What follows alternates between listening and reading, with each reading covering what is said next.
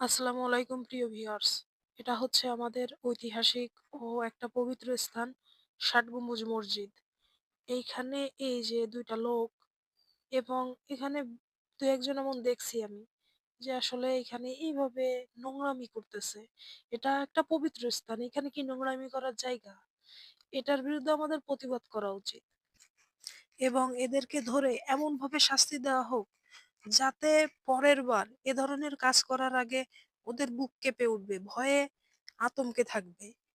একটা পবিত্র স্থান নিয়ে এভাবে পরিবেশ দূষণ করা কখনোই উচিত না। এইখানে কত দূর, দূর থেকে মানুষ আসে শুধু একটু দর্শন করার জন্য।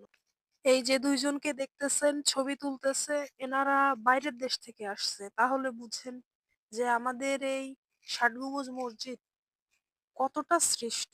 অনেক দূর, দূর থেকে মানুষ আসে। এটাকে শুধু একটু দর্শন করবে সেই আশায়। তাই এমন পবিত্র স্থানে এমনভাবে কাউকে নোংরামি করতে দেখলে আমাদের কঠিন থেকে কঠিনভাবে প্রতিবাদ করা উচিত। ভালো থাকবেন প্রিয় ভিউয়ার্স। আজকে আমার ভিডিও এই পর্যন্ত।